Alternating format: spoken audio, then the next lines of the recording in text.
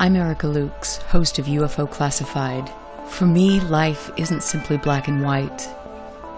Life is full of many unknowns. It is my goal to travel the world and to work with the world's leading experts in the hopes of making groundbreaking discoveries. Join me on UFO Classified Friday nights at 4 p.m. Pacific Standard Time, only on KCOR. Turn left and then down the river.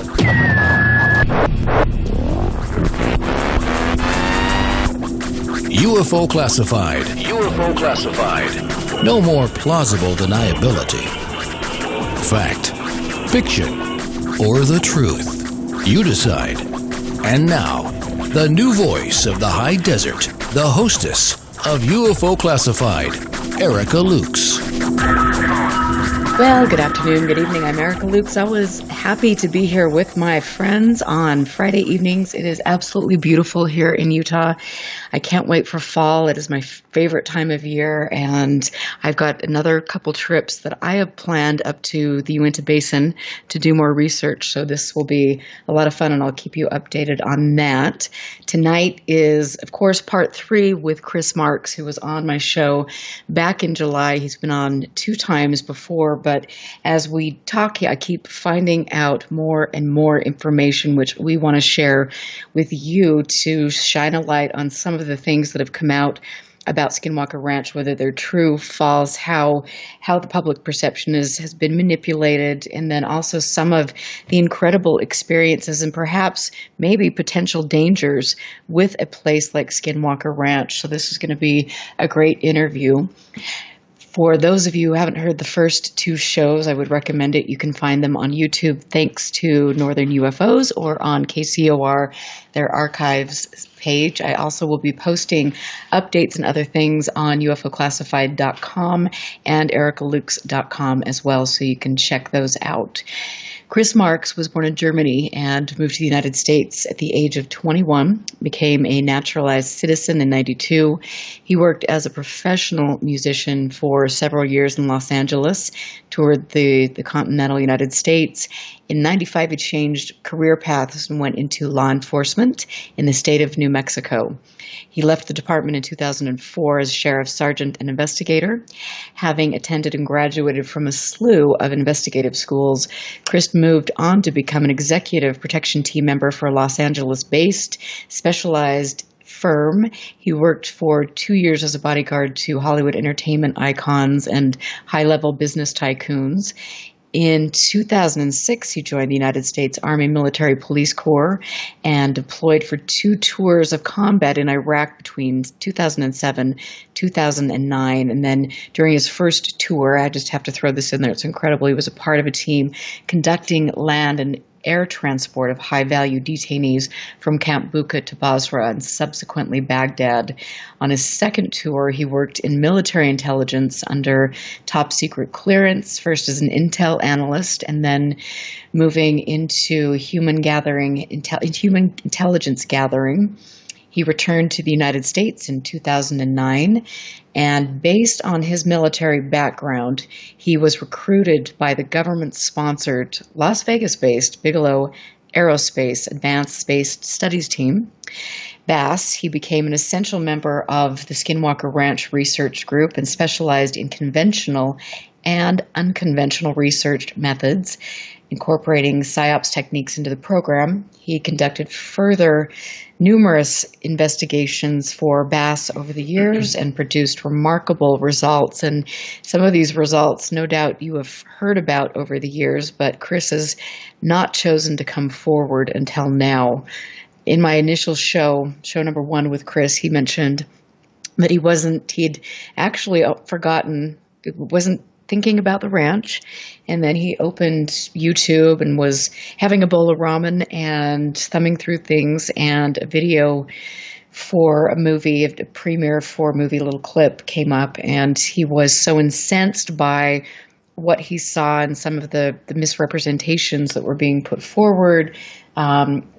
so forth, which we talked about at great length in the first show, but he decided that he really needed to come forward and share his experiences and try to kind of calm down some of the beliefs that have been placed into this really lovely, beautiful community in the Uinta Basin. And so I really have been blessed to have him on the show. This is truly groundbreaking, the past 3 shows with him. So I'm excited to have him back. And Chris, welcome. Thanks for being here again. Hey, Erica. How are you? I'm pretty groovy, I must say. Awesome. Yeah. Hey, first, I want to say I listened to one of your previous shows a couple of weeks ago with Era, that last name, Wolf Knudsen. Mm-hmm. Yeah. Totally fascinating. She really, blew my mind, and I would definitely love to speak with her, and learn some of the things that she was talking about and put forth. And I found it one of the most interesting shows that probably ever. Absolutely. And I think this is when you have somebody like her and Chris O'Brien, people that understand that there are multiple locations around the world, like Skinwalker Ranch, as you know, that sometimes you have to use unconventional methods and do things to try to communicate, which you did at Skinwalker Ranch. But that was a really great interview. I'm very excited for all of us to meet and then hopefully go and on our own adventures here in Utah, because I think the 3 of us, or with Chris as well, if we can get him here, we would really uncover some cool things. Yeah, that would be phenomenal. Talking about Uinta Basin and exploring, I wanted to mention that, our little camping trip exploring Uinta. And fascinating, we went up there, 3 weeks ago. Mm-hmm. And just camping and just kind of rekindling some connections I had up there, and meeting certain people, and being was very successful. We rekindled relationships up there, and built a good base of people. And there's going to be more forthcoming with all of that. But we made some great connections, and then decided we were going to camp out someplace, and ended up at a location about 30 miles east of the ranch. And when we never been there before, we didn't really know what it was going to be like in terrain and all that, but it seemed cool enough. And so we pulled probably, I want to say about 5-6 miles from the highway up in the boonies.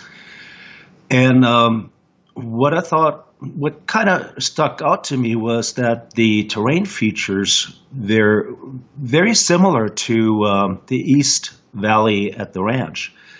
As in, there was a water source. There was the same kind of overlooking terrain of a mesa. It was very secluded, and so there was a lightning storm, which happened day 1, and it was a pretty significant electric storm that came through.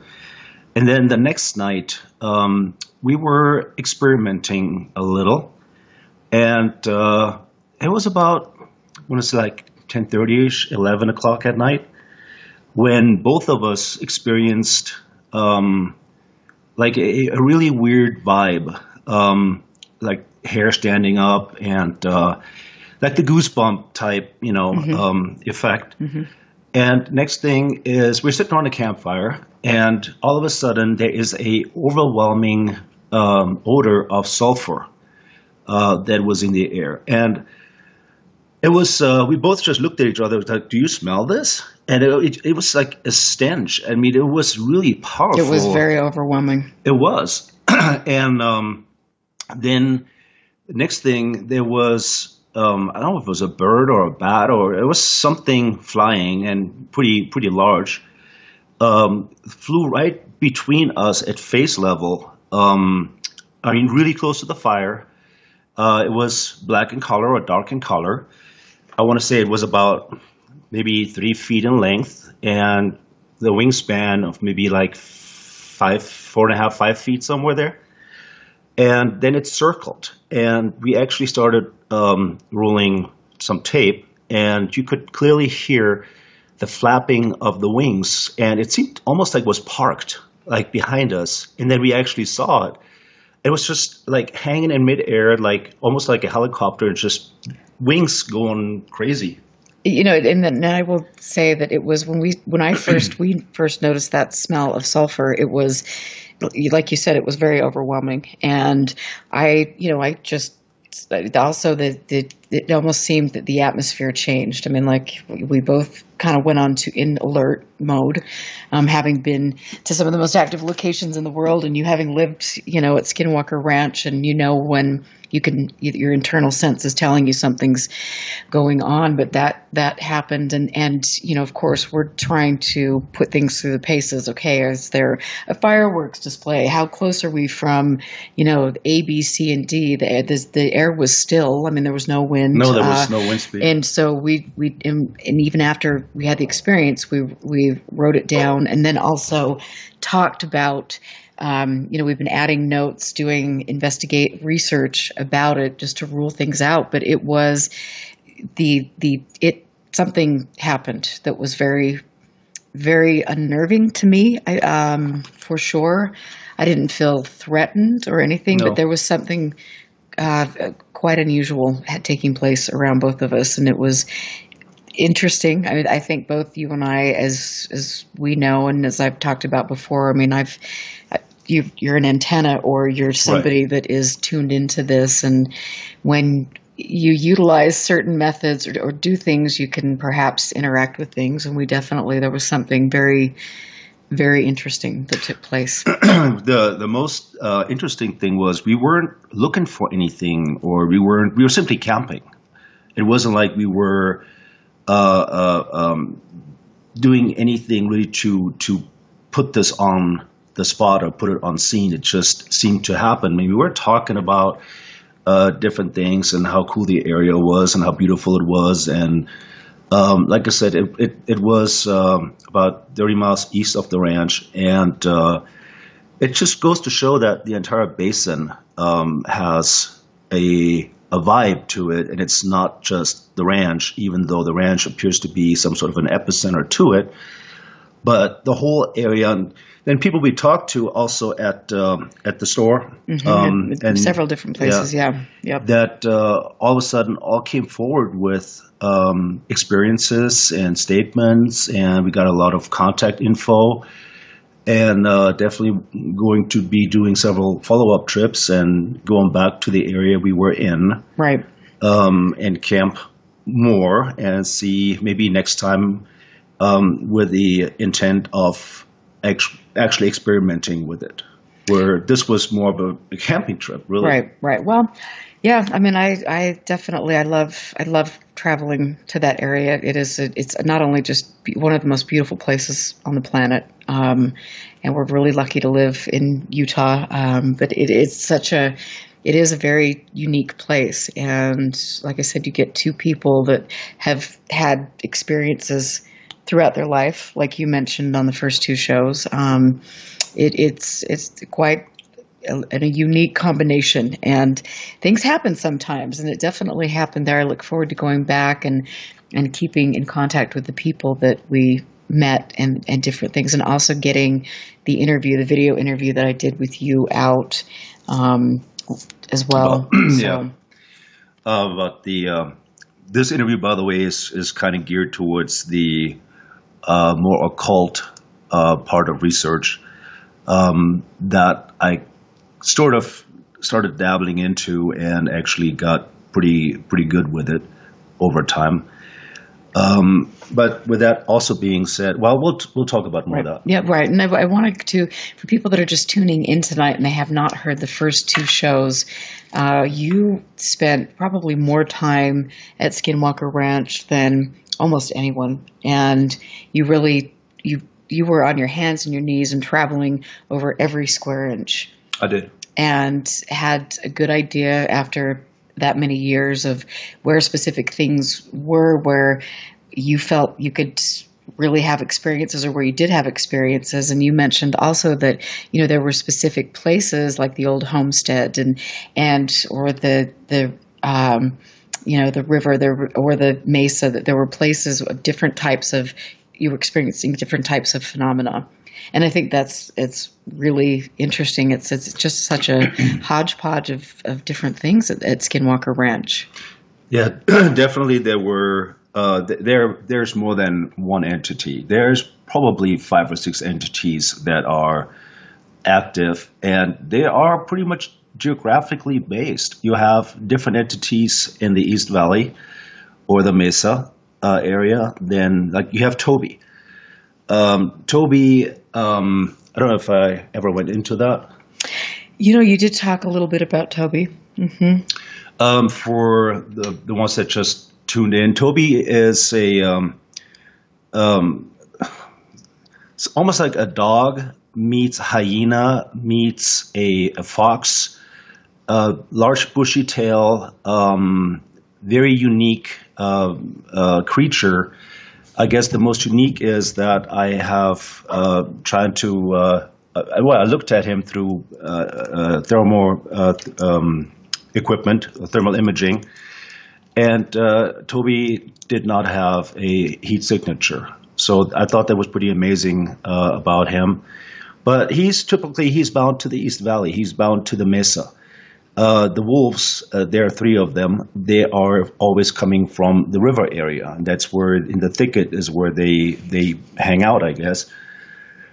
You have yet a different entity at Homesteads 2 and 3 out at the West Gate, and then you have yet different activity at the actual Bass trailer. There was a lot of activity of more like a poltergeist nature, but also like people walking through the house randomly, or items moving, like a coffee cup you put on the kitchen table, or the kitchen counter is all of a sudden on the kitchen table, and you didn't put it there. But yeah, it was very geographically divided as far as entities and where they were and what they were doing. Well, you mentioned the activity at the Bigelow trailer, and this is quite interesting as well. I mean, I had the privilege of staying on the property for a few nights and staying in the room that was apparently adjacent to the room that you stayed in. Mm-hmm. But you had mentioned on one of the 2 shows that when your first day there, you came into your room and your duffel bag had been gone through, and everything was everywhere. It was just totally, my luggage was totally like all over the place. I know where I'd put it. I know there was nobody else in my room. We were all exploring. Me and my partner, and then the 2 guys we were relieving up there. It was our first tour, so they kind of took us around, showed us the area.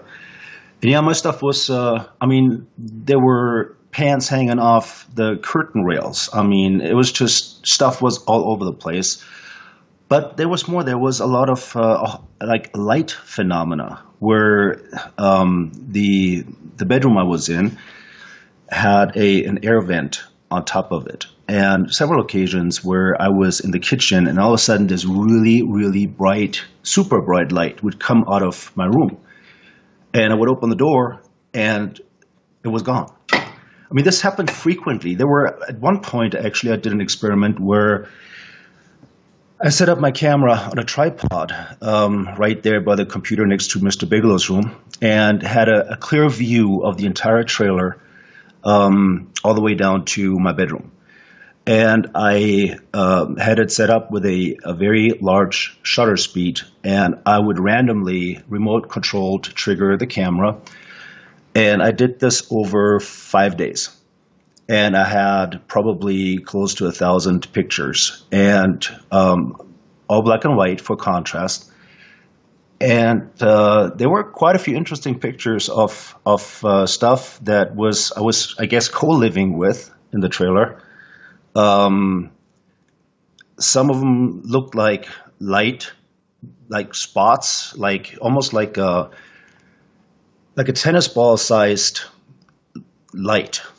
And then there were a couple of them, and all of a sudden they were what I want to describe as almost like a silhouette of a human type, or human type person, but transparent. I mean, there were some things that were, I guess, living there with us, and most of them you just didn't see naked eye, and some you did. Right. And also, with the odors, did you ever smell anything in the trailer, anything that was odd? Speaking of our experience with the sulfur smell. Yeah. As a matter of fact, back when in the early days when I first joined Bass, we had a checklist that was put out by I think it was Column.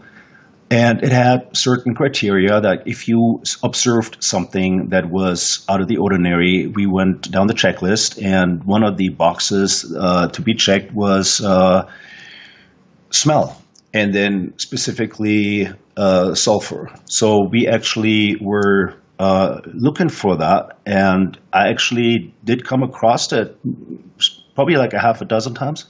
Interesting. Very, very interesting. And it was actually connected to, it was almost like the preparatory command to an event. First would be the vibe of presence. And I can only describe that as your heartbeat. I mean, it actually has physiologically like symptoms where your heart starts beating faster, you kind of almost start hyperventilating, your hair stand up, you got the tingle, we call it like the spine tingle, and then the odor would be present, and next thing, something would happen. Right.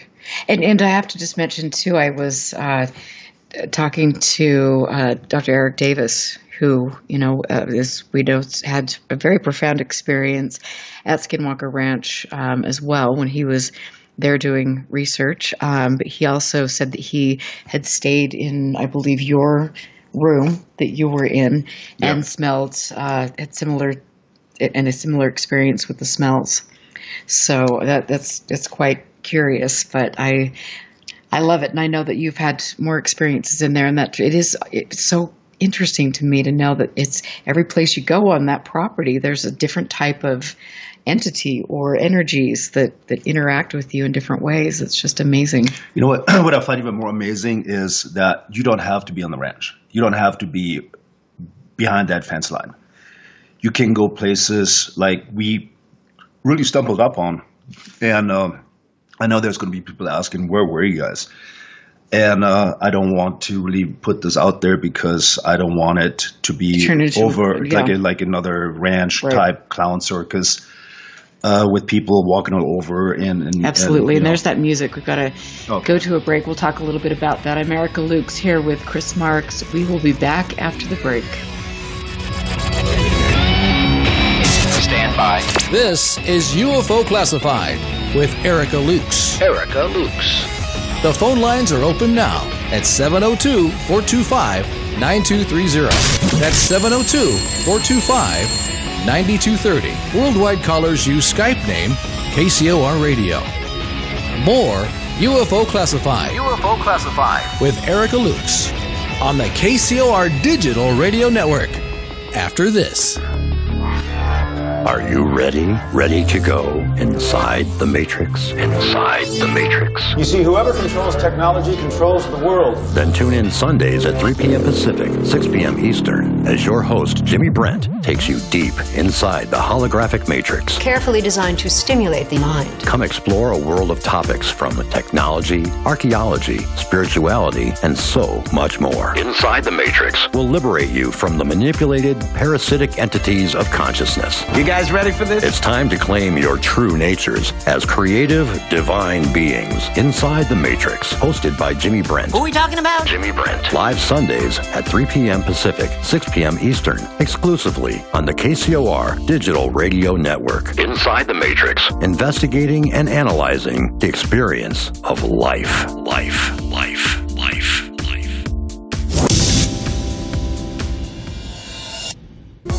Toxins are everywhere, from the air we breathe to the food we eat and the water we drink. In a world where 80,000 known toxins and heavy metals threaten our very existence, how are you going to protect yourself and your loved ones? Introducing Pure Body Extra Strength, the world's first colloidal zeolite that helps trap and remove toxins as well as heavy metals from your body that are messing with your memory, clarity, sleep, and focus. Don't just take our word for it or the testimonials from our thousands of happy customers. Check out the hundreds of articles and case studies on the National Institute of Health website proving zeolite's powerful ability to remove toxins. For a limited time, listeners to KCOR will receive 10% off their first order. To get started, go to trypurebody.com and enter promo code RADIO10. Again, that's trypurebody.com. Toxic junk is all around us, but now you can take back control of your health and protect yourself by detoxing with Pure Body Extra Strength. You'll be on your way to sleeping better, thinking more clearly, and feeling more energetic. Go to trypurebody.com right now and get started today. Now, broadcasting in digital HD radio.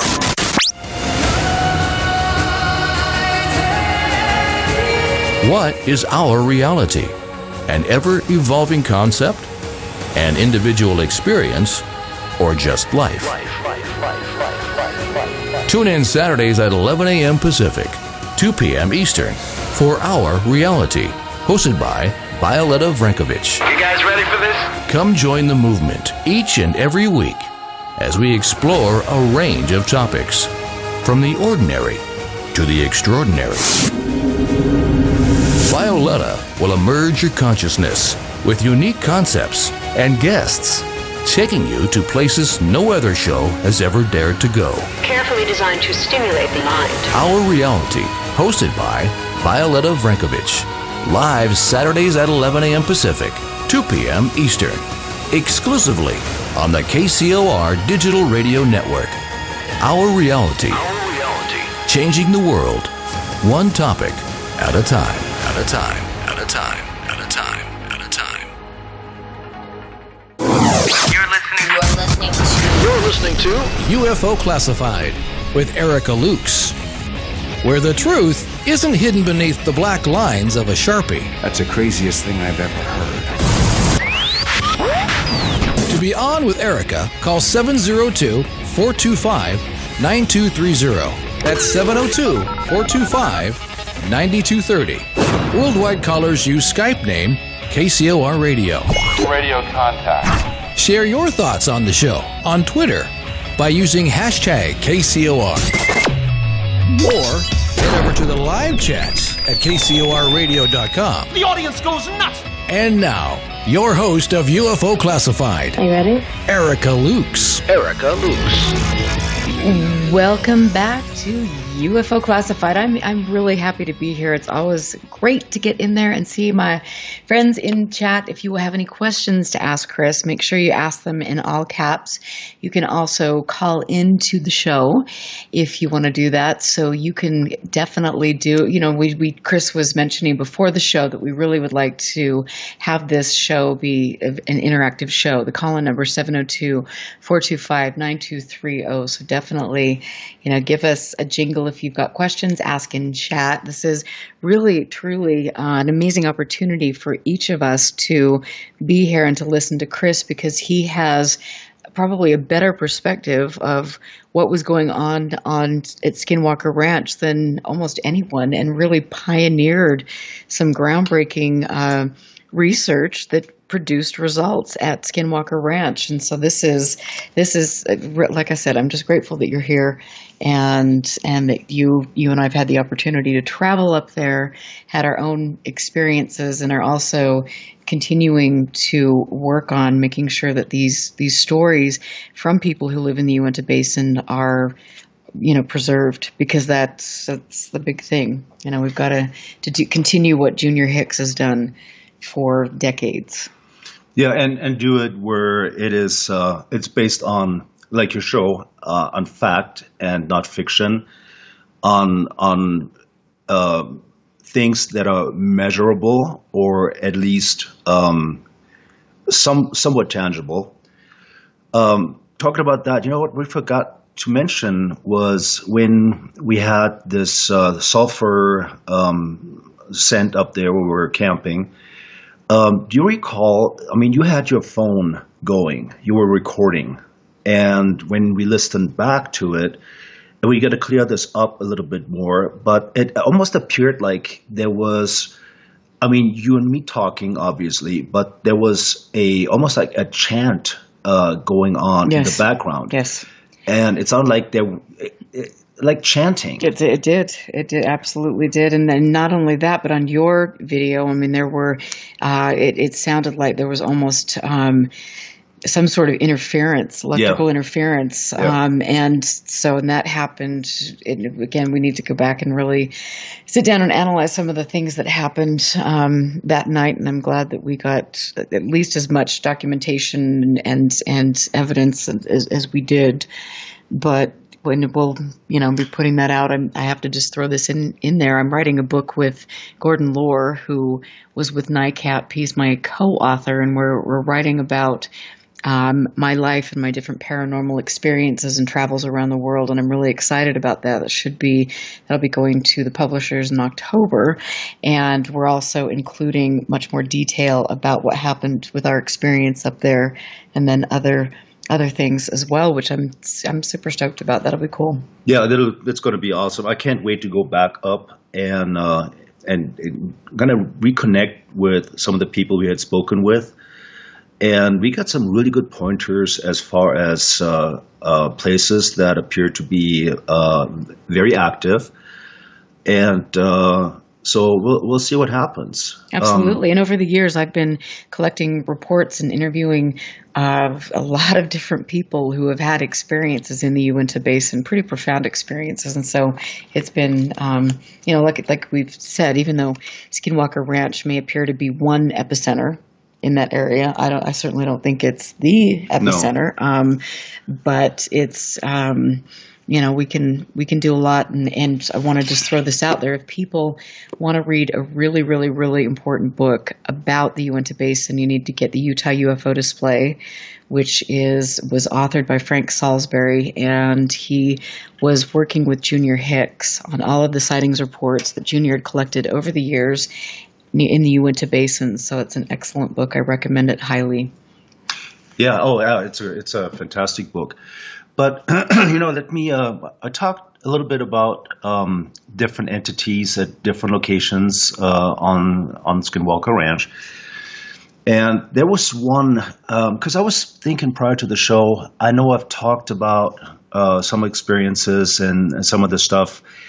And so one story I remember, and I actually have found my reports on it that I haven't mentioned, was what I call the hut in the thicket. So I had a new partner up there with me. He's never been at the ranch. So I spent the first few days just taking him to the East Valley, the mesa, then the river, first the eastern part, and then going up to the western part. It becomes very, very thick. A lot of thorny brush, Russian olives. And there's a spot or a point where you just cannot go further. I mean, it's unless you bring a chainsaw or something, a machete, and even I've tried that with a machete, and you cannot get in there. But I've noticed there were about a handful of game trails that would lead into this thicket area. And over time, I explored all of them, and some of them become really, really tough to travel because you really have to belly rope into certain areas, and then they open back up again, and you can't actually stand up. But it's very claustrophobic because you can't see the mesa anymore. You get very easily disoriented, even though it's not a big area. It's really like a brain screw almost. So I took this new guy in and followed a game trail that led to another game trail and another game trail, and they all connected.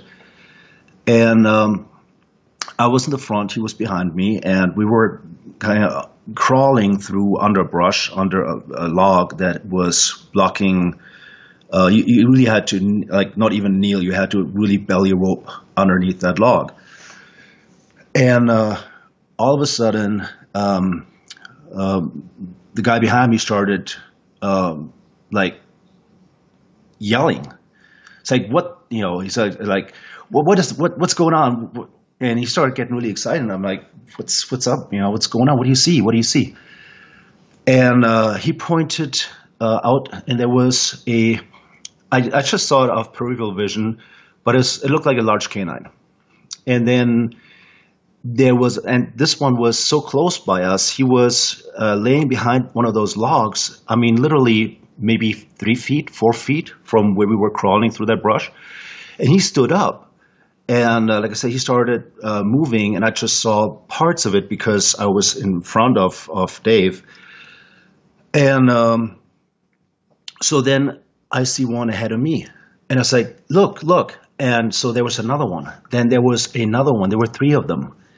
And we got glances, and I know we both, at that point, they seemed to almost like circle us. And I know we both cleared leather, even though it's, probably more for a feel-good than anything else. It doesn't really do anything. But we did nonetheless. And we were then like going back to back, him basically standing back to back with me back to back.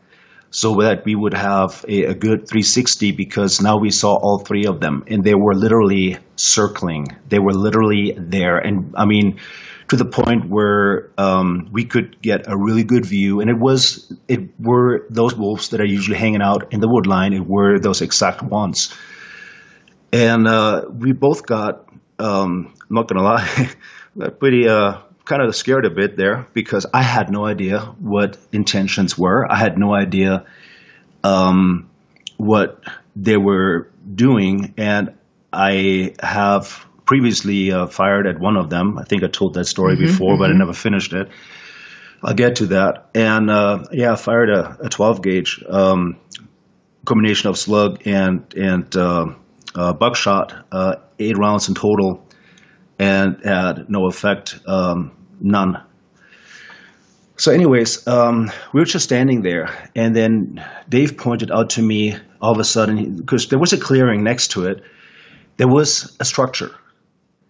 It looked like an igloo, like an Eskimo type igloo, about same height. It had instead of ice, obviously, it was built out of wood and branches, and it had the roof or the covering was also like branches, like tree material, and it was clearly a hut. It was a structure, and I had never seen it before, but then again, I've never been. Every time you go into this thicket, you end up somewhere different, and I've never stumbled up on this before, and I tried going back after to find it again, but I haven't found it. And then I deployed to Afghanistan, and the ranch was sold, so I never had an opportunity to go back in and look for it. But it was clear as day. It was a hut.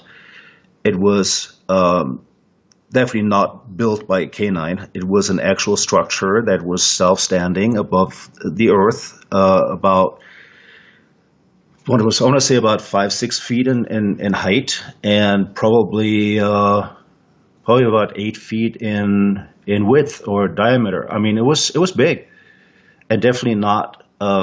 It wasn't anything that was nature made. It was something that was created. So. We started then hightailing it. We worked our way through the thicket and got back out at the clearing a little bit west of Homestead 2, between Homestead 2 and Homestead 3. And then Dave was just running back to the trailer. I mean, he didn't want no part of that.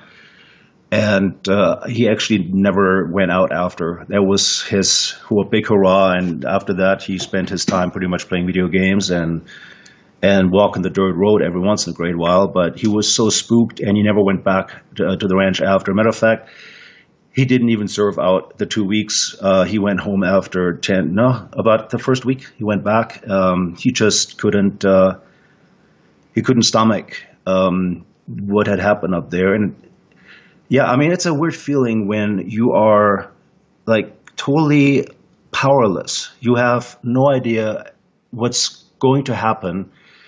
you're totally at the mercy of something else, and you have no control. And I think that was the biggest thing to me, was when you lost control. And something I usually would safeguard against, like when I did my more occult type research, I always built in safeguards, and I always made sure that I had a plan B. But when it comes out of nowhere like that, and you are confronted with a situation that you can't even imagine or never even thought about, everything changes. And I went back. I couldn't find it, and I wanted to go back more often. But like I said, I went and deployed to Afghanistan, and by the time I came back, the place had been sold. And so maybe someday.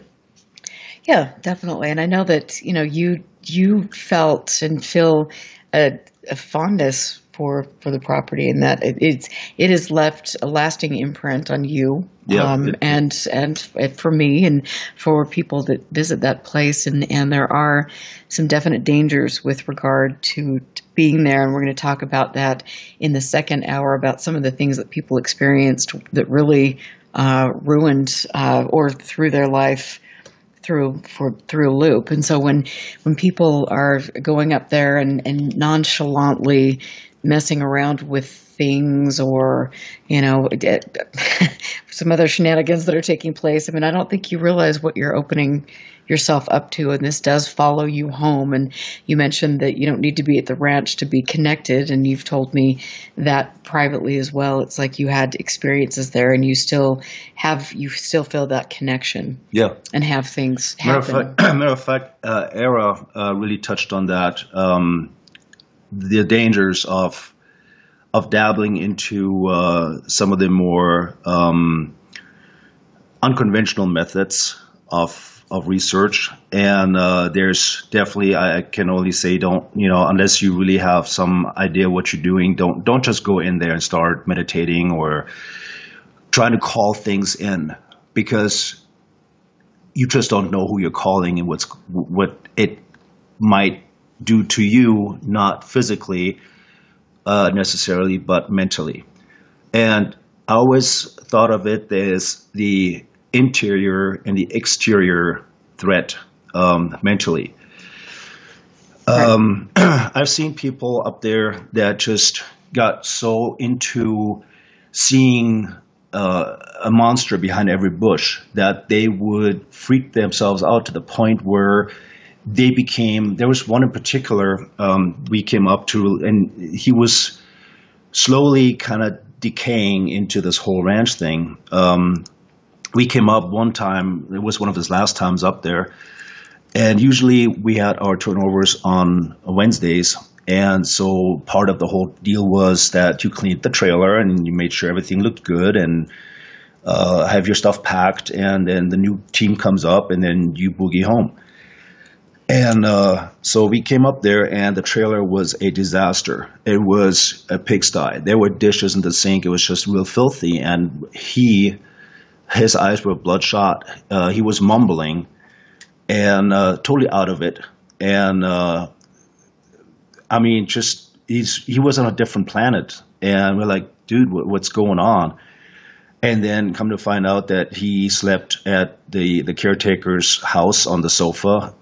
He didn't go out after dark, was totally freaked out, and had essentially a mental breakdown. Mm-hmm. And then, which was kind of, I found it hilarious, but he was trying to sue Bigelow for PTSD, ranch cost PTSD.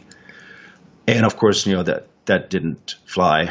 But there were several people that went down that very same road. And, especially the ones that were really cocky going up there and thought, it's all nonsense, and what's it going to do to me? I'm tough, and I'm from an Army or Air Force. I'm big bad dude. Those fell the hardest.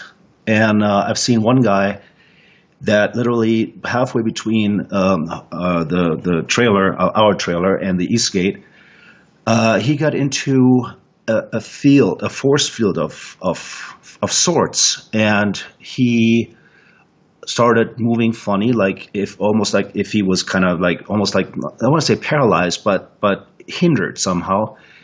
And then he started going into a fetal position, and he started crying. I mean, this was a big, bad, tough, nothing ever can happen to me kind of person. So I've seen a few of these guys that thought they were all that, and then they just got mixed up in wrong areas with wrong things. Right. And I think too, also, it's like some of these locations, I mean, it's like it magnifies you. It magnifies your intention. It magnifies your arrogance. It magnifies all of these things. And so you just get slapped upside the head. I mean, it's like you go in and you think, oh, I'll be doing some little spell or ritual or just go up there and see what people don't take this seriously, and it is very serious. Yeah, this is very dangerous, and people are. I mean, I'm just amazed at at the arrogance of people. I want to put out also that you have to have a certain antenna in order to conduct those type of experiments, and you have to be able to totally open yourself up.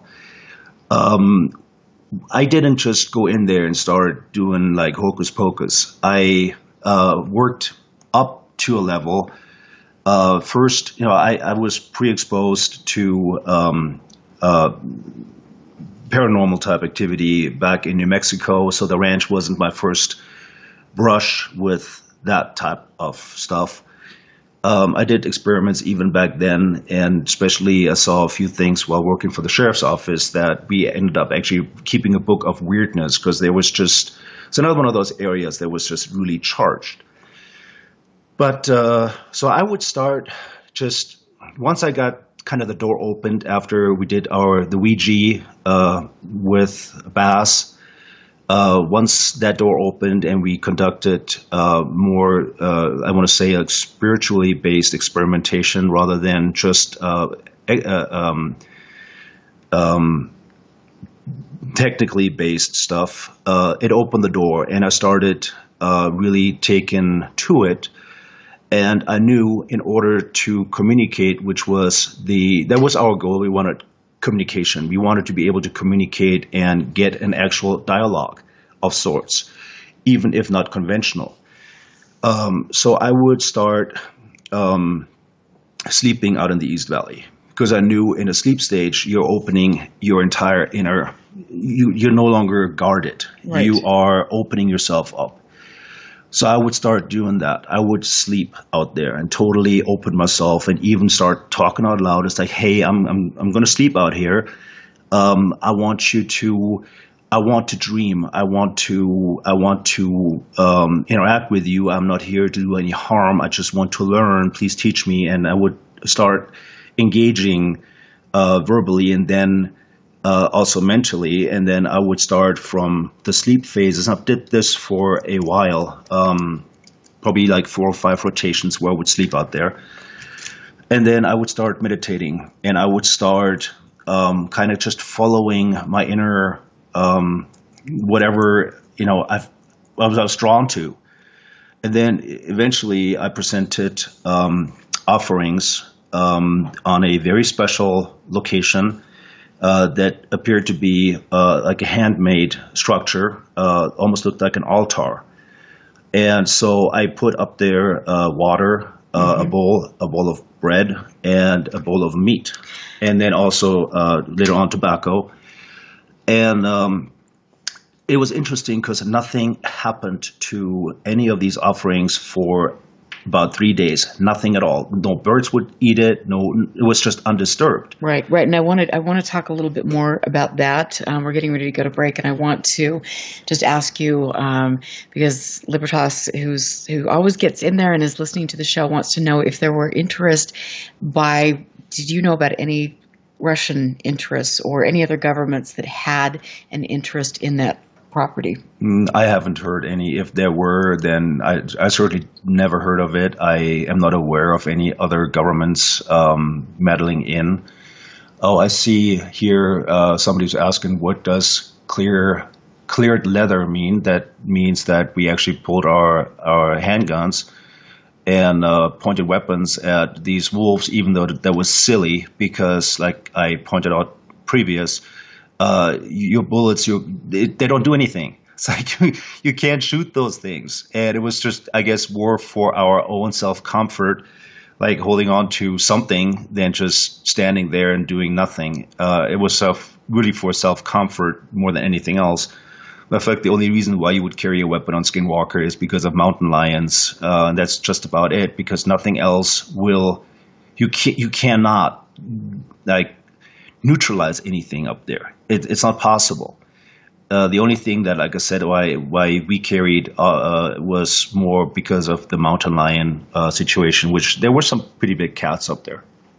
Right. Well, and you also you carried weapons as well, because you mentioned on the last show that you were the people in the basin were, I mean, there unfortunately some of these half-truths or, whatever, these conspiracies started to spread through the community, and that the people were, threatening to come on the ranch. And so, that is, you were doing it for, you carried not only for the mountain lions, but also to protect yourself from some of these idiots that would come up there and think that they're killing a reptilian shapeshifter or, some of these things. And so that's there were lots of dangers that you guys put yourself. These rumors these weren't rumors. We had heard this from a lot of different sources that actually called Gene up there. It's like, hey, I just had somebody in the bar, and they were talking about we're going to go to the ranch and shoot ourselves a hybrid.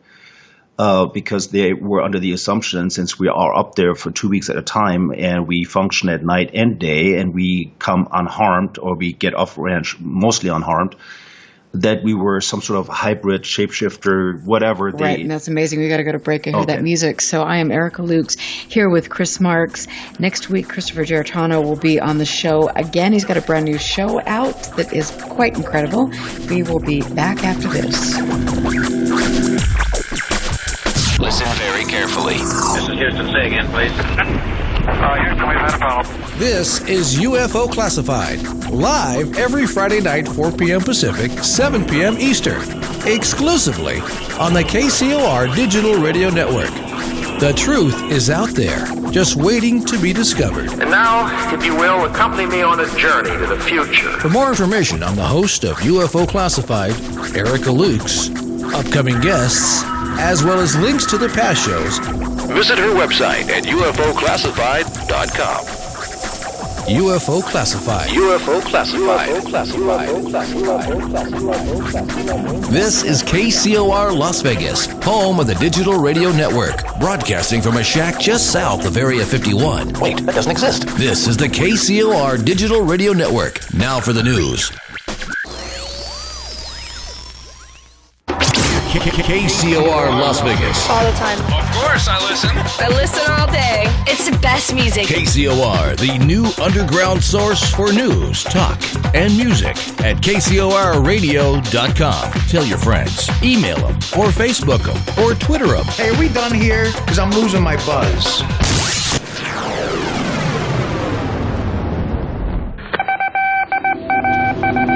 The disc landed at a ranch at Corona, New Mexico. The rancher turned it over to the Air Force. Rancher W.W. Brazell was the man who discovered the saucer. What I thought was a star began coming in my direction at a very rapid rate of speed. The unidentified object, which some sources thought might be a blimp, moved slowly down the Pacific coast from Santa Monica and disappeared south of Long Beach. I saw a UFO, and it went down the river, turned right at the United Nations, turned left, and then down the river.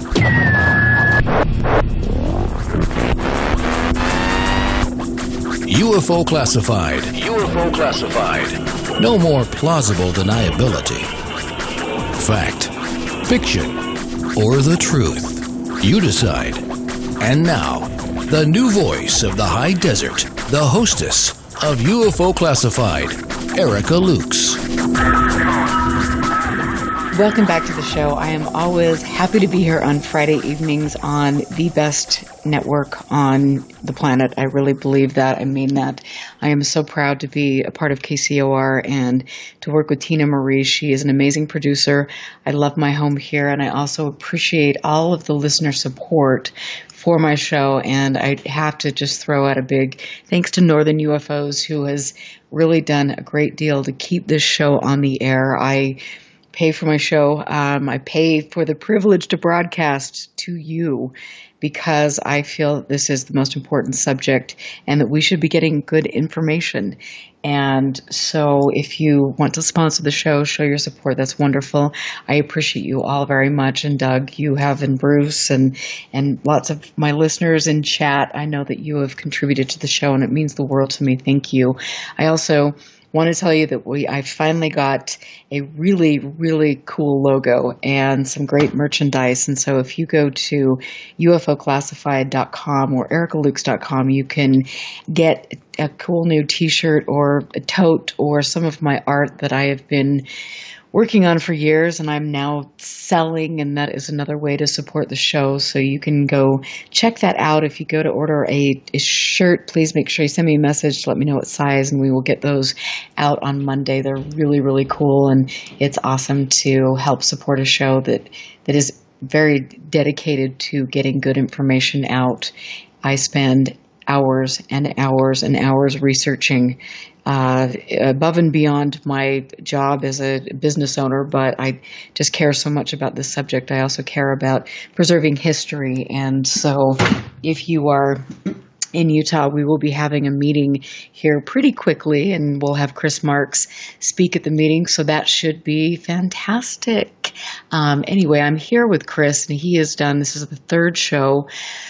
We've never really gotten such an in-depth look inside Skinwalker Ranch, and over the years, over the decades, there have been a lot of things that have been put out and allowed to fester in the community in the Uinta Basin that aren't necessarily healthy for people, and a lot of conspiracy theories develop, and as a result, people who are working on the ranch are actually put into harm's way because of some of these conspiracy theories and things. And Chris is, when he first got into this decided to come out publicly on my show, it was because he wanted to get the accurate information out there. Yes, there is something amazing happening.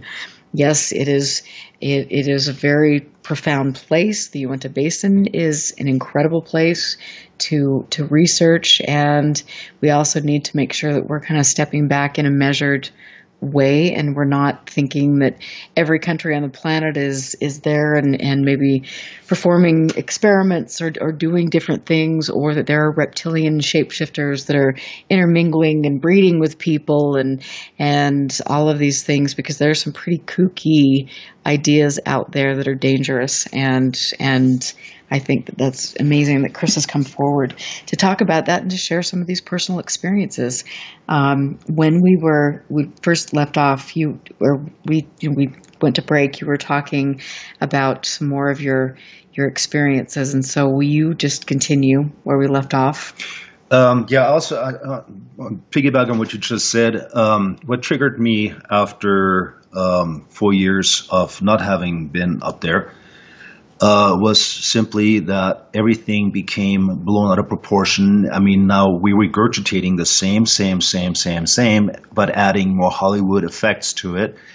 It has become a business. It has become almost like a ranch race, who can put more movies out and who can make more whatever documentaries, and to the point where a lot of the stuff appears Photoshop to me. And I was there when Jesse Ventura did his little shenanigans up there, and his kid climbed the fence. He ran into the property for about 15, 20 feet, and then he ran back. I'm not sure what that was about, but when I actually saw the show later on, they did a lot of editing in Hollywood, and they added that he had been shot into the leg by a laser. Which, I don't know if such a weapon system even exists. other than on Navy ships. But I certainly can assure everyone that we do not carry laser weapons. This is not the USS Enterprise, and I'm not Captain Kirk. Aw. I'm sorry. I know. It's kind of disappointing. I know.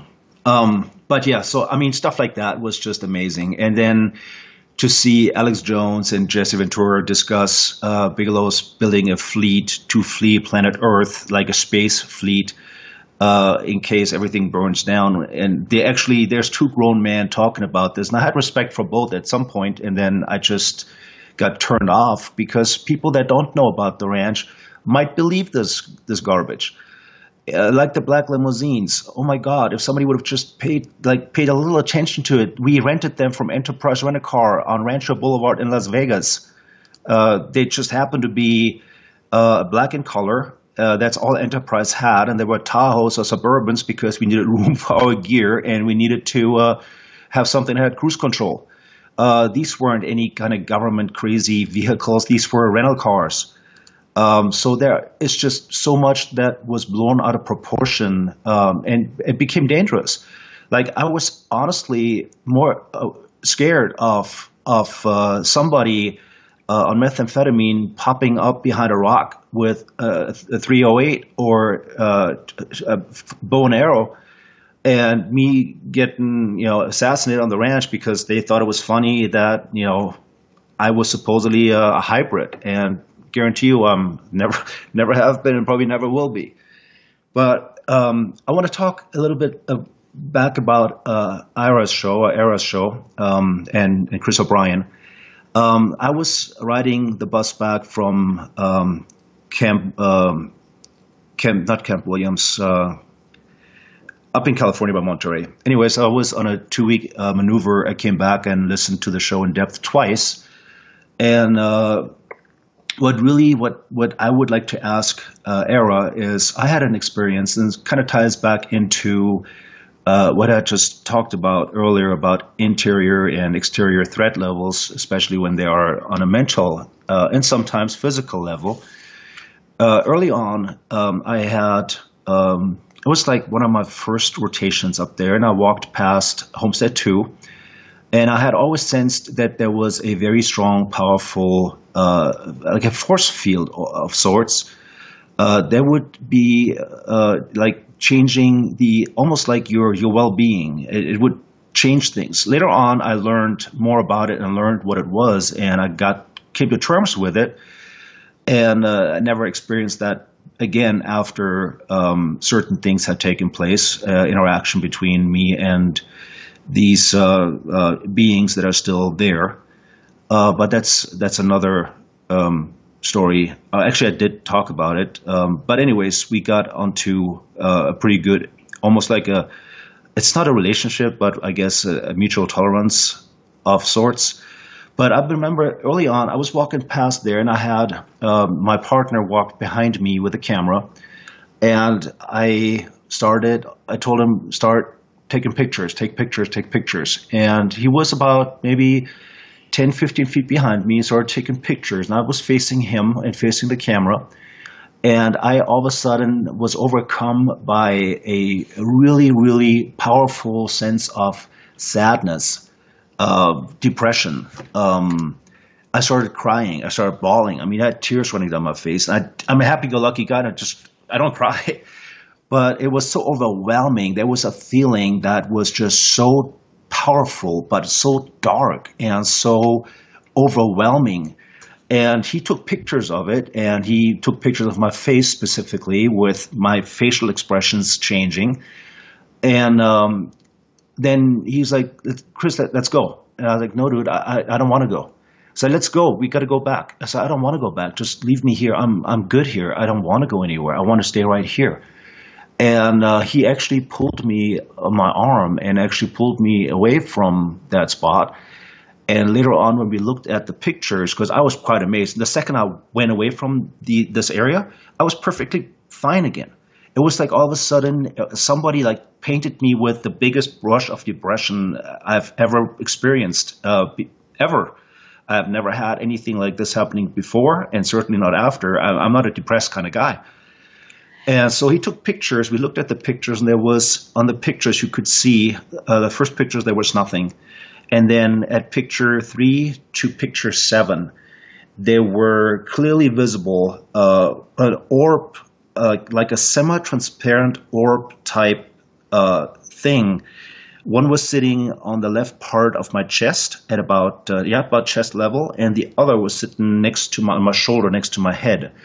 They were whitish in color, but semi-transparent, and they were about the size of a little smaller than a soccer ball. And they were clearly, I mean, these were not dust particles. They were, like I said, like picture 3 to 7, and then when he pulled me out of it, there were no more of those things.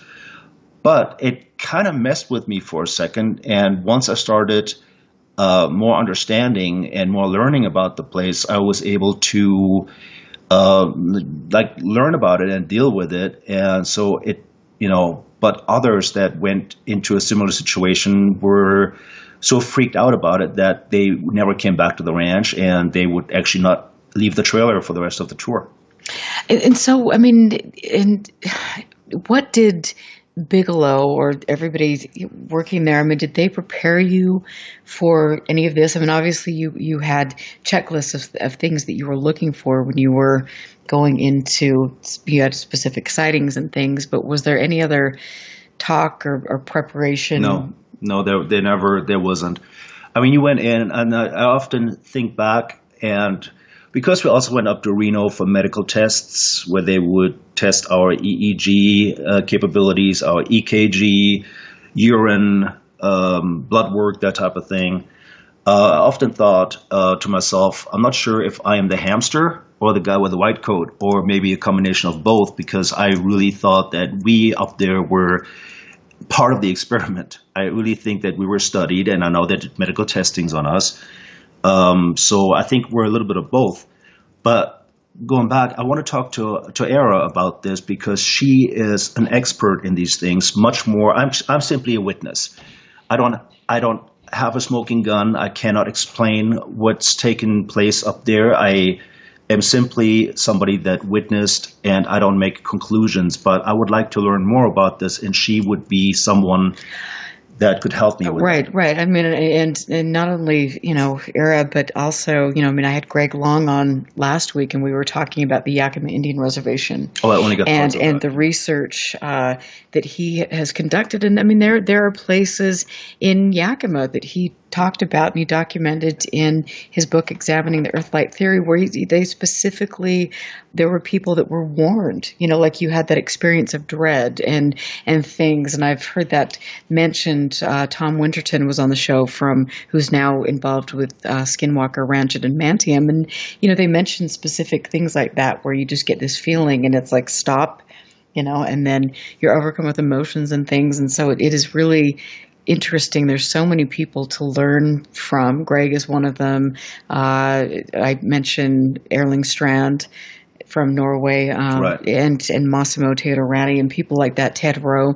I mean, they really are the people that I go to that I feel have the most merit with regard to offering things about locations like Skinwalker, or just, all of this. It's fascinating.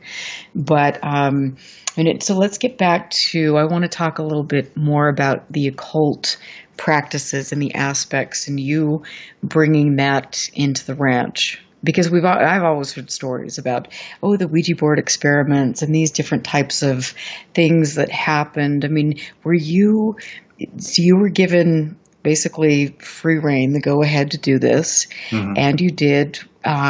Was there any blowback or people involved with Bigelow that felt that maybe tampering with the occult wasn't necessarily the best thing to do, or had religious beliefs and were maybe frightened by some of that?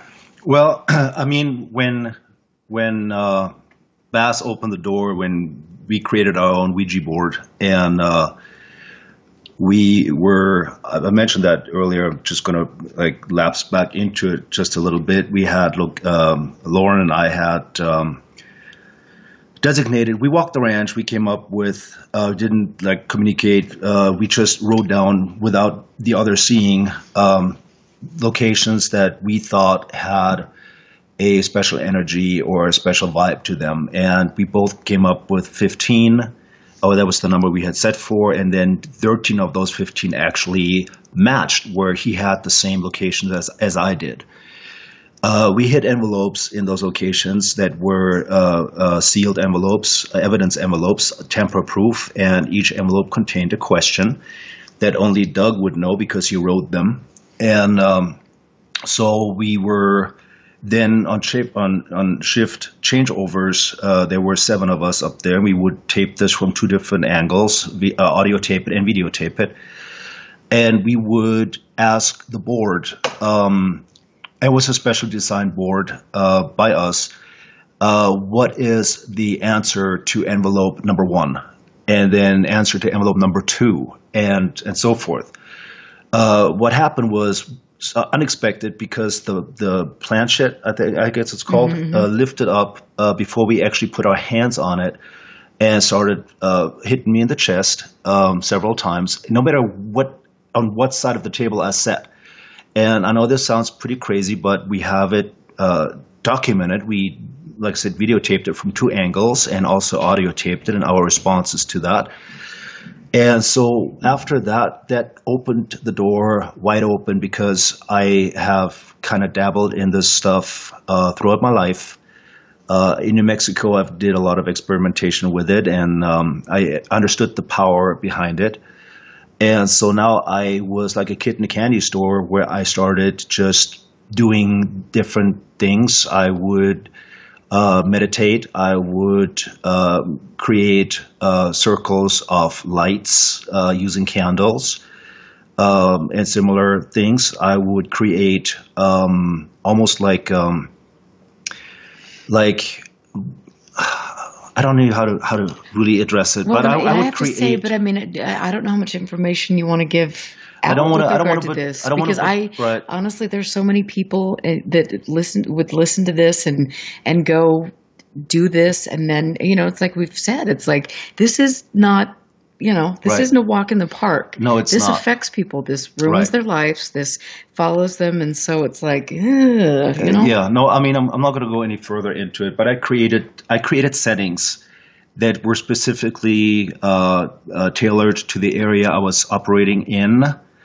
And I would sometimes take the extra leap and overnight in those self-created settings and sleep in a circle of candles, whatever. I mean, I know it sounds crazy, but it created a slew of results that we have never seen before.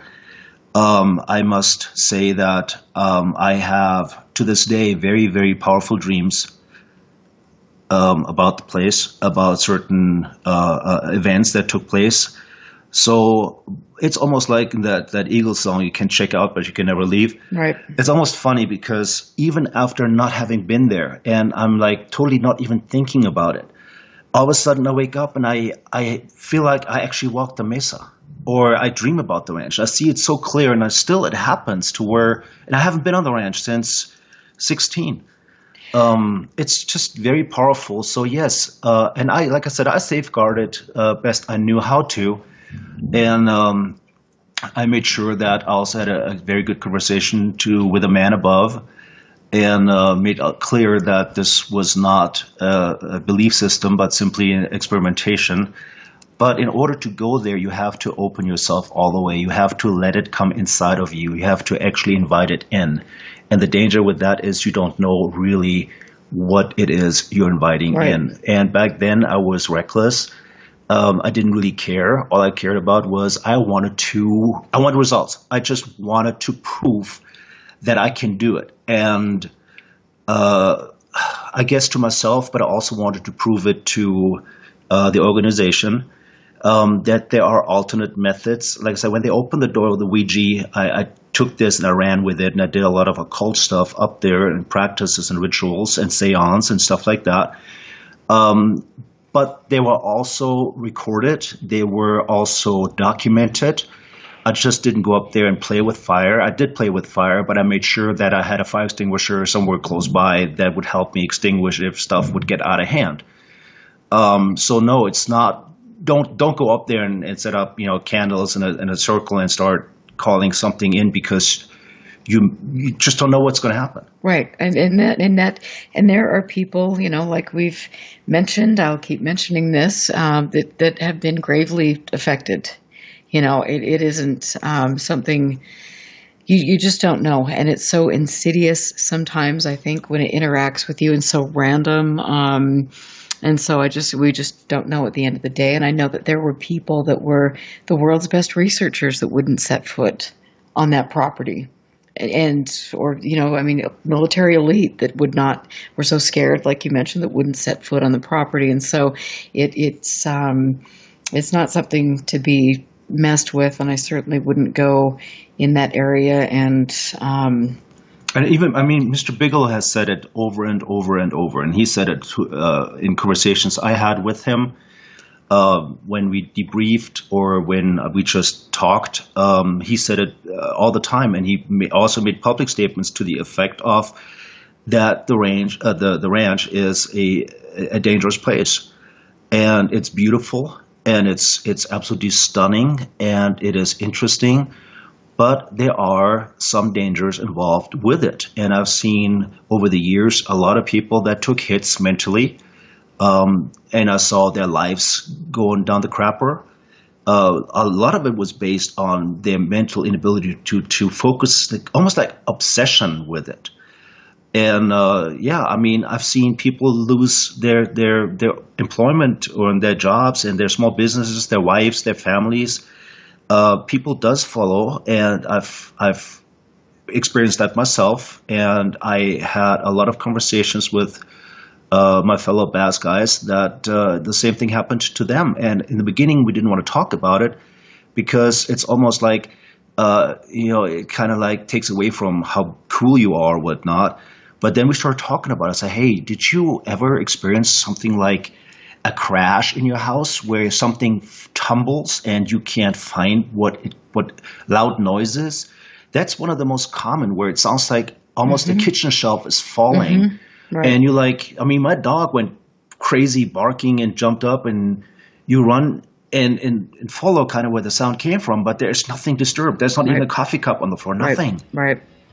Yes, and I will say that after being up there, and even after our last camping trip, there were some things that were very interesting that happened here at home. But I am Erica Lukes. I'm here with Chris Marx. We are getting ready for our last break. We will be right back.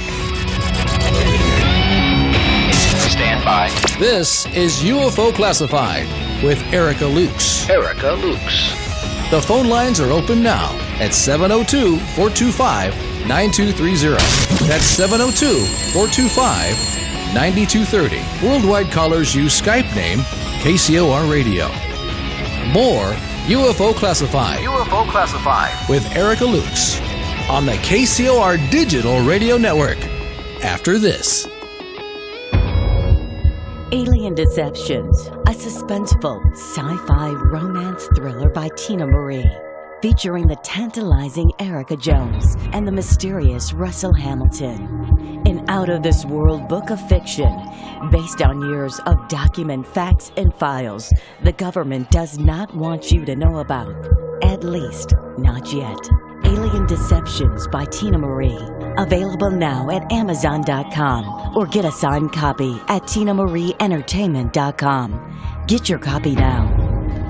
Vegas, baby! Vegas' #1 source for talk and new music. How cool is that? Bowl for Life is a non-profit organization founded in 2013 by Chuck Gardner with one simple goal: to grow the sport of bowling worldwide. Over the years, Bowl for Life has given out thousands of dollars in scholarships to youth bowlers around the world.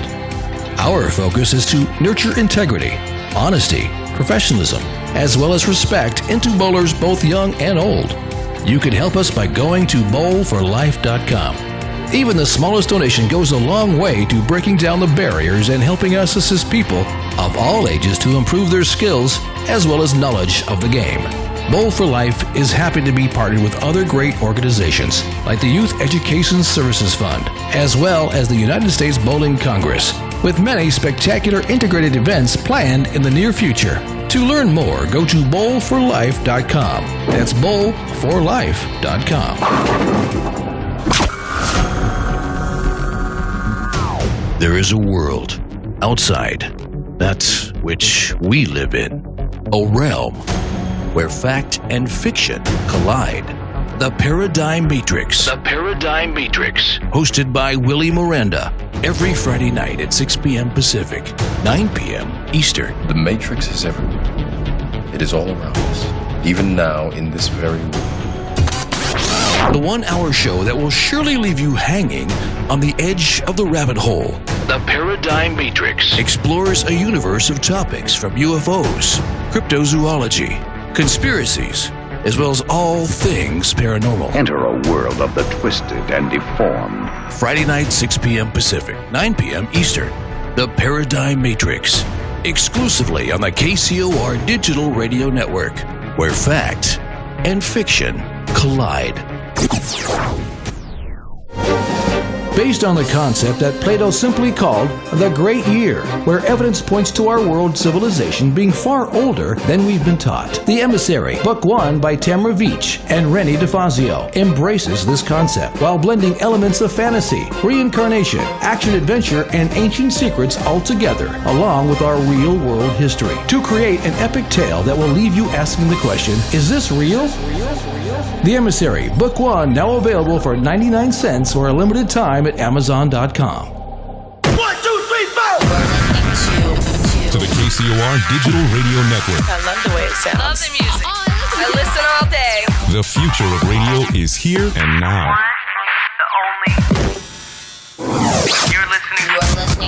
You're listening to UFO Classified with Erica Lukes, where the truth isn't hidden beneath the black lines of a Sharpie. That's the craziest thing I've ever heard. To be on with Erica, call 702-425-9230. That's 702-425-9230. Worldwide callers use Skype name KCOR Radio. Radio contact. Share your thoughts on the show on Twitter by using hashtag KCOR. Or head over to the live chats at KCORradio.com. The audience goes nuts! And now, your host of UFO Classified. Are you ready? Erica Lukes. Erica Lukes. Welcome back to UFO Classified. I was happy to be hanging with my friends and to reach out to a worldwide audience. I am getting more and more messages from all over the world. I appreciate it. Thank you so much for your support. I have a couple really exciting new projects coming up with regard to some TV shows, which I think will be really incredible, actually done the way they should be done. You can watch me on NASA's Unexplained Files Season 8 and also UFOs, The Lost Evidence on the Travel Channel.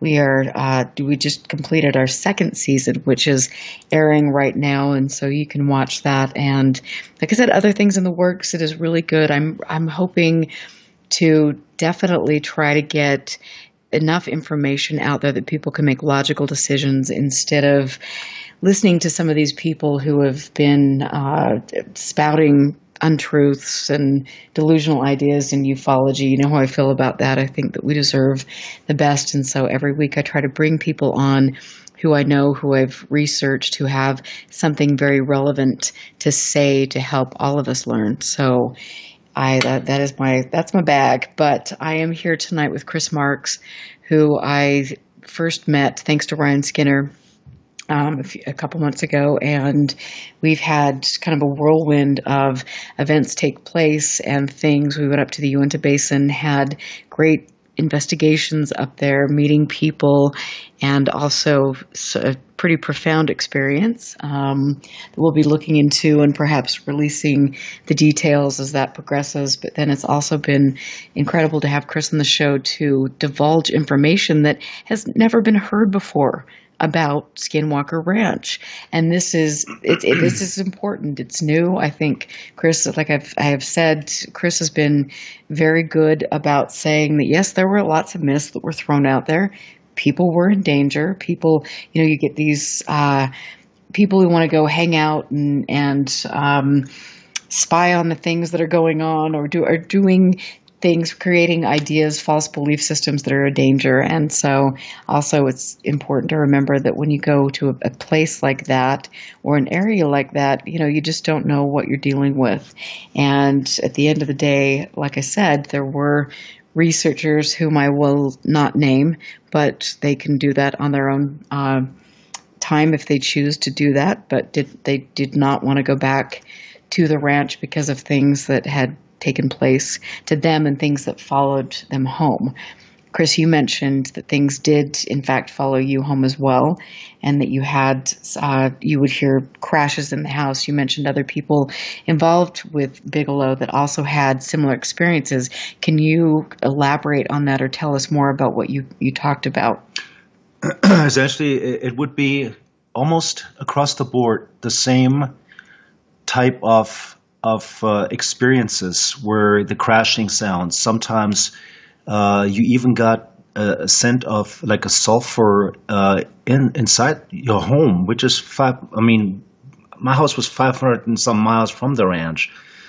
And some of or you get the feeling all of a sudden of being watched or of presence. And then a time or two, things I know I didn't put in locations were like keys. Everybody has their routine. I would come in, hang my keys up on the key board behind the door, and then next thing I know, I'd find them in obscure locations like my dresser upstairs. After searching for them for like a day or two, just random stuff. There was one person, and he actually videotaped this. It was one of my fellow team members up there. They moved into a new house, and he had a newborn. Was at that point the kid was like 4 months old, and he actually observed a mist type over the crib of his son. And he taped it. I mean, I've seen the tape. I mean, this is not made up stuff. This has really happened. Another guy that went up there, his wife got all of a sudden, he got back, and from basically 1 hour to the next, his wife became very ill and was bedridden for several days. Just out of, are these coincidences? Possibly. I mean, who knows? But it's just a slew of them that appeared to be happening to us, to Bass people that were up there, and a lot of the washout rate of people that went up there with Bass was extremely high. I mean, there were a lot of people that after one tour they would never go back and quit the job and whatever. There was a core group of us at the end, like five guys that actually traded off rotations back and forth because nobody was going to go back up there. But you know what really amazes me? I mean, I'm telling these stories because I'm also writing a book that details pretty much what we've been talking about. Not for any other reason, but to set the record straight, to put information out there, what really happened, what really took place during those years. But it amazes me how many people don't care. I mean, it's simply, you know what?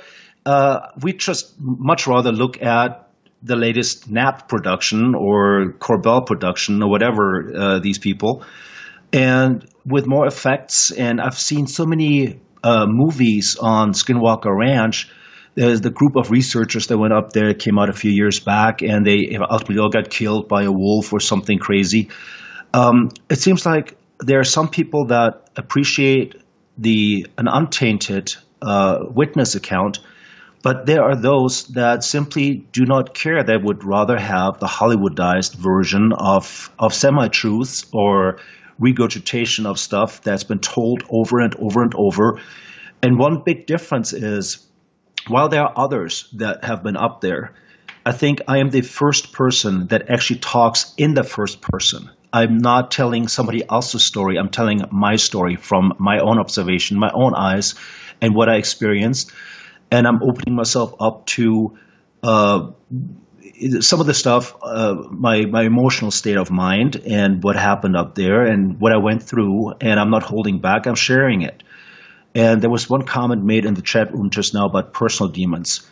I found that interesting because, yes, if you had any when you went up there, it somehow appeared that the ranch would sense that. And whatever you came up there with as far as your personal problems, that's what it was geared towards. And it would amplify it almost. So one of the big things that I always try to, and I learned this early on, so my big thing was before I went up there, I mind dumped. I totally cleared my mind from any other issues. And everybody has something that's going on in their lives. I try to really hard to separate and just look at the ranch as its own organism without bringing any other personal issues up there with me. I would leave them. I would check them at the gate. I didn't take them inside. And I got really good at doing that. And so over the years, I almost was able to foster sort of a relationship with some of those entities up there and, did document it. And I did some other Ouija stuff and again, not just random, like sit in a bedroom type stuff, but I actually ran cameras. I ran sound. I documented all my interactions and my questions and answers and all that. So I'm going to have two books. The first one is going to be just the events and backgrounds to Bass as I have experienced them.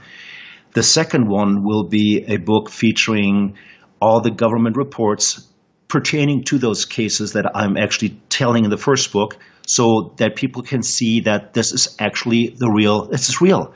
I'm not making this up. This is not something I'm pulling out of my fingers. So I will publish the government reports. I will also publish I got probably 1,000 pictures or so, of investigations. I will publish a lot of those pictures that show GPS locations, that show tracks, that show the processing of a scene. And like I said, I was an investigator for the sheriff's office, and I've done a lot of schooling into that area. I'm also a military police investigator, an MPI guy, and deployed as such. So, I know how to process a scene, and that's exactly how I went about it. I processed it as it were a crime scene. I collected DNA, I collected hair, I collected soil samples. I collected whatever I could to document everything and keep it for history. Not just, hey, I got a crazy story, but I actually got the pictures that prove of the different tracks and the different occurrences along with the reports. So I will put all this out there, and hopefully it'll put to rest all these shenanigans and all these crazy stories and all these fictitious stories and another Hollywood movie that I don't, but other people have to suffer through. Well, yes, that was definitely, I know what you're speaking about, and that was too much for me to watch the whole thing, but so it's, and I appreciate that, and I appreciate you wanting to come forward with all of these experiences. It's something new, it's something refreshing, it's something that is genuine, and I think that it's just amazing to me to watch. And I will say, since you came on the show, I have never seen kind of this vitriolic banter that I've seen, on YouTube, or some of these fake people that are popping up, some of the trolls, even in my chat room, which has always been very, very, very respectful until just recently. And so, I mean, obviously there's a nerve that has been touched. And you and I both talked about some of the trolls that are sitting in rooms and they're getting paid to get on here and put up these fake personas and try to, discredit that. And I mean, you've seen that. You've been responding to that. So it's amazing. I really think that there are some people in this field, and I always I've never been part of any of these groups or any kind of these UFO communities. But since I've gotten involved with this, it is amazing. I know that there are certain people that have built their careers on the ranch. Right. That are in public view, that have built a career on. And it's funny because these people that built a career on this as journalists and whatnot, I know I've been there 6 years. I've never seen these guys up there. I mean, not once. They may have been up there with nits a time or two. But even the stories I've heard about those times, because we would talk. Some of these filmmakers or journalists, they call themselves investigative, they would be there during the daylight hours. Came nighttime, they would go back and check into the Hampton Inn or whatever in Vernal. They wouldn't stay overnight at the ranch. Right.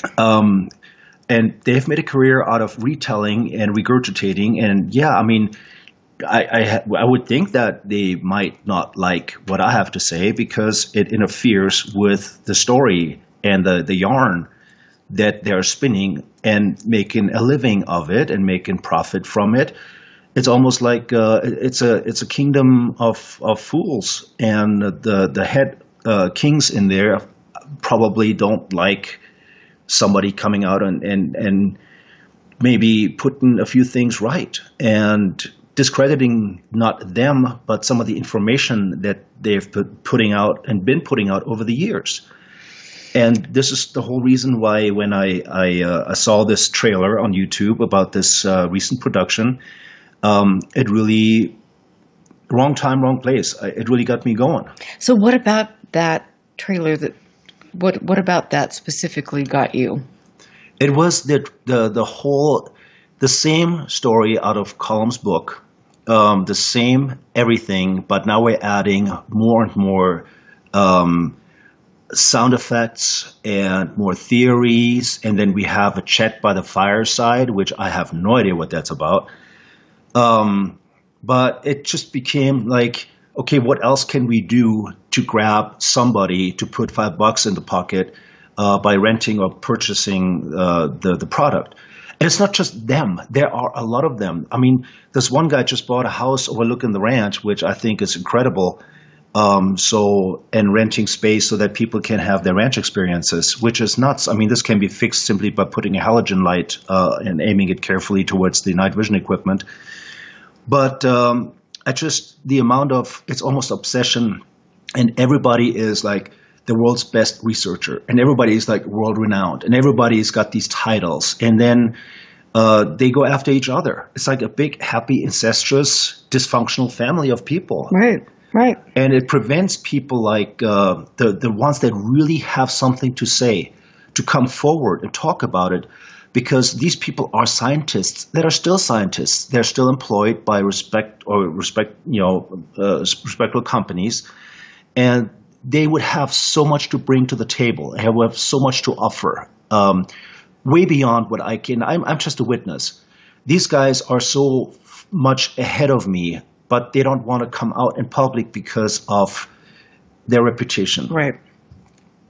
Yeah, absolutely. And that's the thing. And then, you get some of these people that use, and we've talked about this before, pseudonyms, and come in and are trying to do these explosive detailed background searches on people and Bigelow and different things, and it is, and then people are so naive that they're just, oh, here's this person who uses a fake identity, and we're going to turn over all of our research to him, or it, or whatever. I mean, it's just the naivete unfortunately in some of these Facebook groups or some of the, with certain people is just mind blowing. And that's sad to me because I think that we deserve so much better. And I know that Skinwalker Ranch is, Bigelow did a great job up there. There were people that were involved that I have a lot of respect for, and you as well. So it's fascinating, the whole thing, not only studying the phenomenon, but also studying the people and their involvement and some of these other little hangers-ons that go out there and try to do whatever they're doing. But well, we met with one person, I don't want to mention the name, but she did some of the freelance stuff, dabbling into the more occult side of things, and it didn't work out so well.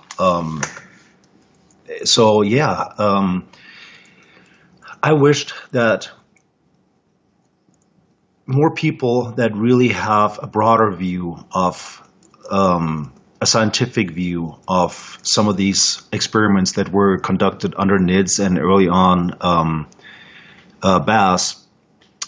There was a nuclear physicist I worked with up there, especially exploring the electromagnetic zone in Homestead or around Homestead 2. And we had set up a lot of scientific experiments, daisy chaining computers and actually measuring the electromagnetic pulse. Right, and you mentioned that. And we did a lot of experiments. I wished he would come forward because he could explain exactly from a technical level and a scientific level what exactly it was that we did. Because all I can say is we daisy-chained computers and measured, and yes, there was nothing. Then it spiked off the chart, and next thing is every single one of these 8 computers' battery is dead, and they're turning off. Right. And like I said, you mentioned that, and I think people need to go back and listen to interview 1 and 2. Some very important, explosive things in both of those interviews, and including tonight with your talking about some of the occult practices. And I wanted to ask you, again, were there people that were involved with Bigelow that felt uncomfortable with you incorporating some of the occult practices and that wanted to shut it down? Not on the upper level, no. There were some of my colleagues that didn't appreciate that because they felt that they almost needed to go in step with all of this. And some of them were just religiously involved where they didn't feel comfortable with this. They called it, from a different perspective. And everybody respected that. Nobody was forced to do any of this. But as far as Mr. B or Colin or anyone else putting a stop to it, absolutely not. As a matter of fact, they didn't come right out and say, hey, you know what, do this, do that. But at the same time, they read the reports, they knew what was going on, and they actually have got email traffic back from that day where they're both complimenting on some of the results that came up, and good work and good job and thank you, great report. So, they knew exactly what it was doing. It was sometimes after the fact that they found out because some of the stuff came spur of the moment or some of it was pre-planned. It depended on the situation, the time, occurrences, events, sometimes the weather. There was no better time to conduct anything than after an electric storm came through. For whatever reason, it seemed to be really, really powerful after a lightning storm came through. I don't know if it was just supercharged, the area or the air or whatever, but I noticed patterns. So some of these things were just situation dependent, but no, they knew what I was doing. And I know that from conversations we had recently with, I don't want to mention the name, that he had a conversation with Mr. B, and that Mr. B, as recent as 6 weeks ago or 8 weeks ago, still commented on the alternate methods of the ranch research that appeared to be producing more results than all the money that was put in and the high-tech equipment. Right. And yeah, that's the thing. Is we know that, you go in there and you try to look at this from a perspective. And of course, science is important. There's this way we're, we have to get results. You look at Norway and the things that Erling Strand and his team over at Project Heshtalen, I mean, they've accomplished a great deal. And so you can use these methods and it's important, we have to, but also there is something else involved, and you definitely dabbled with that, looked into that, and the results and the encounters that you had that were documented were probably some of the most profound experiences that have ever been told at Skinwalker Ranch. And for a long time, I didn't really want to talk about it because what are you doing? I mean, you're opening yourself up to ridicule. Some people are going to come back into the chat rooms going, oh, the guy's not real, or he's like, talking out of his butt or whatnot. I'm okay with that as long as I can reach the people that I want to reach. I don't care about the trollism, which is very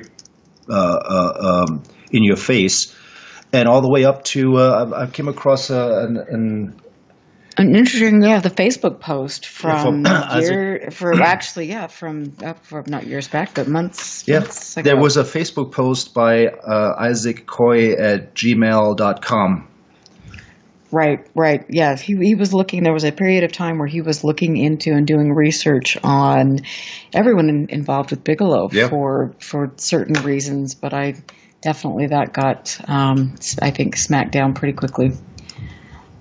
Yeah, I mean, it's amazing. But like I said, as long as I can, for people that are actually involved with the ranch, for people that are actually currently up there as well, if I can help them from reinventing the wheel here and there and give them, give some people pointers of what worked, what didn't work. I mean, after all, I was there for 6 years.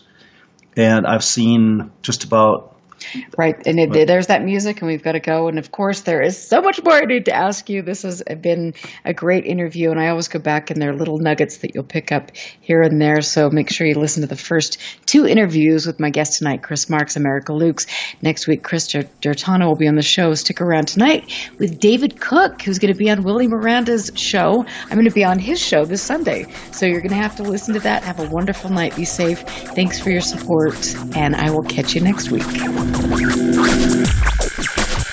Listen very carefully. This is Houston. Say again, please. Houston, we've had a problem. This is UFO Classified, live every Friday night, 4 p.m. Pacific, 7 p.m. Eastern, exclusively on the KCOR Digital Radio Network.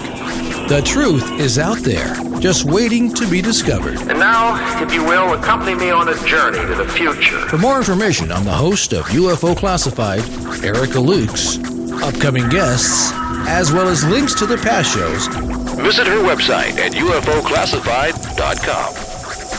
UFO Classified. UFO Classified.